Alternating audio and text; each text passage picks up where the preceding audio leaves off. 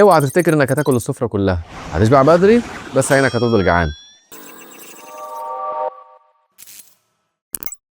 تعال اقول لك اللي بيحصل في فطار رمضان. اول يومين دماغك بتتصرف كانك راجع من مجاعه ونفسك مفتوحه على الاخر وعينيك سابقاك على الاكل، وبعدين تيجي المفاجاه، تشبع بسرعه وتتنفخ.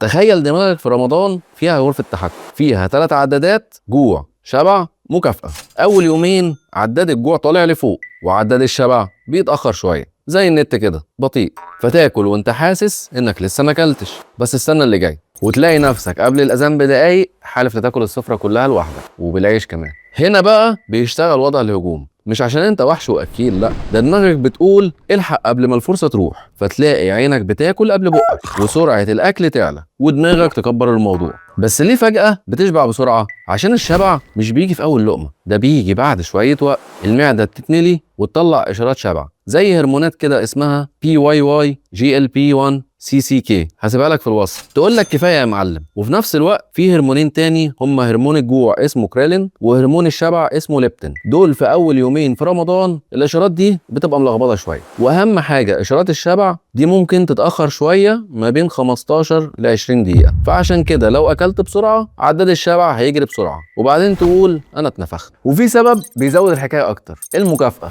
وده بقى العداد التالت. اول لقمه بعد الفطار بتحس انك كسبت جايزه، مش بتاكله بس عشان دماغك شايفه انك عملت انجاز بعد يوم صيام طويل، فتديك دفعه حلوه. فاكر بقى الحلقه الرابعه ليه بتشوف نفس الرقم كل يوم؟ نفس الفكره بتحصل هنا، لما دماغك تبدا تربط الاكل بالمكافاه بتلفت نظرك ليه اكتر. طبق هنا، صنف هناك، مش عشان جعان، عشان دماغك بقت مركزه على المكافاه. المخ عنده نظام مكافاه، كل ما تعمل حاجه حلوه يديك دفعه دوبامين، يعني احساس مكافاه. في اول رمضان كل لقمه حلوه تبقى دفعه دوبامين، فتلاقي دماغك تقول طب ما نزود لقمه كمان. والحته دي هي اللي بتعمل الحلقه الشهيره، تاكل تتبسط تكرر لحد ما تلاقي نفسك اتنفخت. طيب نعمل ايه علشان نحل المشكله دي وما نحسش بتعب بعد الفطار ولا انتفاخ؟ ابدا بميه وتمر او شوربه، ادي جسمك ومعدتك فرصه يفهموا انك خلاص هتفطر. استنى 10 دقايق، صلي المغرب، وهتتفاجئ انك كنت مستعجل. ما تاكلش بسرعه علشان بطنك ما تتنفخش، والحلو خليه بعد ما تهدى مش وانت في وضع الهجوم. كمان في طريقه تانية، انك تبقى معود دماغك وجسمك على الصيام قبل رمضان، زي انك كنت بتصوم في رجب وشعبان او كنت بتصوم اثنين وخميس. لو عجبتك الحلقه